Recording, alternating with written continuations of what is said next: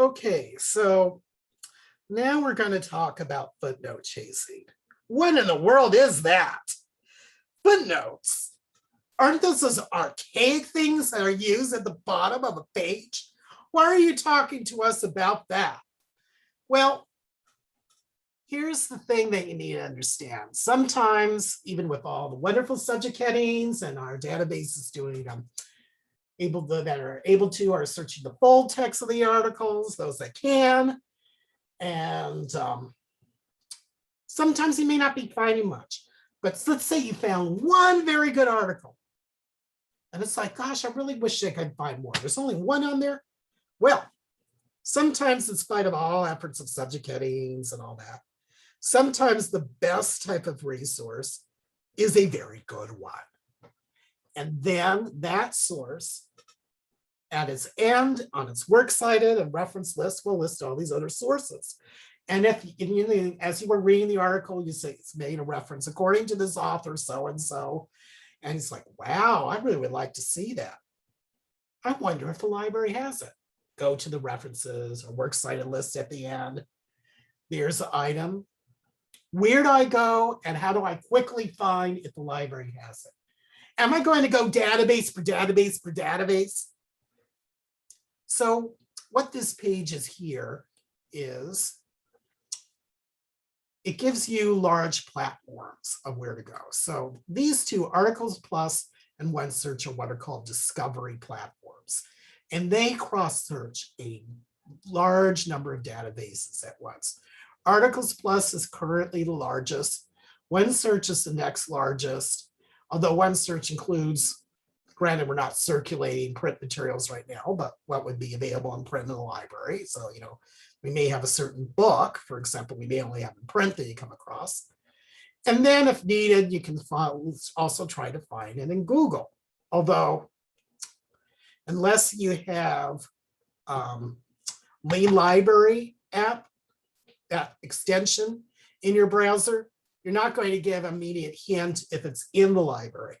But you might find it either at another library or you might find it available full text somewhere, hopefully, without asking you to submit a credit card, because we don't want that to happen. But that's how you can go to try to find these gold mines.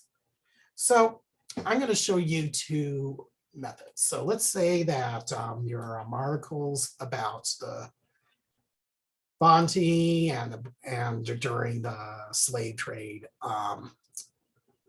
back in the 1700s. And this article you found was so good and you had trouble finding more. Well, let's see if we can find something that might be in our collection. So let's say that you want to find this by Ty Reese called Liberty, Insolence, and Rum, Cape Coast and the American Revolution. So we're going to go ahead and copy this.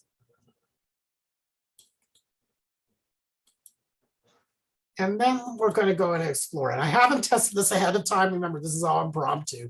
So it may turn out that we don't have it. So don't think that this is free test. I may have shown you exactly an example of what we don't have. But okay, so I copied that and now I pasted it into here. And we do have it.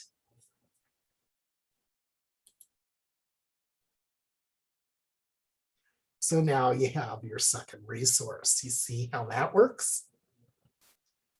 So you can try that here in Google Scholar, if need be, Google Books, if it's an ebook. You can even do what's called smart searching Google to try to search Google at large. But that copying and pasting of article titles or book titles is really what I would recommend you try to do first. Now, let's see. Now, this original article, or even this other article, let's say that, oh, this is all good. But, this was written 8 years ago. I wonder if anyone has wrote about this article and wrote more. Let's copy and paste that.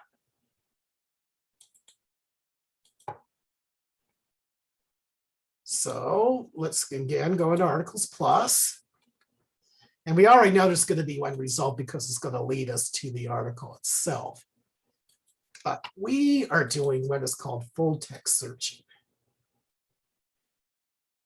And so listed down below would be whatever cited it, which there probably are other resources that cite it, but this isn't what we were looking for. Listed publications. What about this one though? By the way, both of them were cited the same author. That was not deliberate. That was just by chance. So let's say we want to copy and paste that. See if our second article anyone has also referred to. That's an older article after all. Notice that I'm remembering to not be guessed because I don't want to run into problems where I'm trying to look at the full text and it's blocking me. So, and yeah, there looks like we can find some more related. Slavery, sea power, and the state. The Royal Navy and the British Western African settlements, 1748 to 1756. This may be worth exploring. So you see how that goes with footnote chasing. It's a one, I know it may seem a little bit sophisticated, but all that is involved is copying and pasting it into a large search platform. And that's how you can come across more results. So thank you for listening to this section. And so this is pretty much it for the introduction to this library orientation. So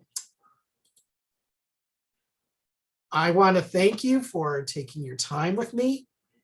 And I will leave a few what I call epilogues on how to do certain quick things so that you can see it for your convenience. And of course, I haven't even taped my introduction as of yet, which you'll see me more directly all in clear. But I want to thank you for your patience with me today and good luck with your research. And again, if you have any questions, not this homepage, but this homepage, you can get help by chatting with the librarian. You can email me, or if you went to that other homepage, of course, you can also click on Ask a Librarian, although you'd have to go to contact us and eventually library staff to find me through that way. And we will be more than happy to help you with any questions that you have. If there are some questions you have of the assignment yourself that you're not understanding, you of course should also contact your instructor. And what I just showed you, of course, you didn't see. I just realized because I forgot to share my screen. But that's where you can go to. And here, let me share your screen again. So at least get, no, not that screen. Oh, it's just, just as I'm finishing up, I really mess up.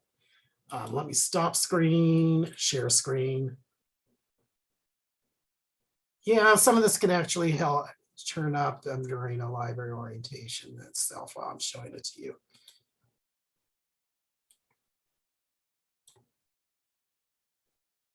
There it is. So, either through here or through here to email me. Anyway, again, thanks for your patience, and I hope you have a wonderful day.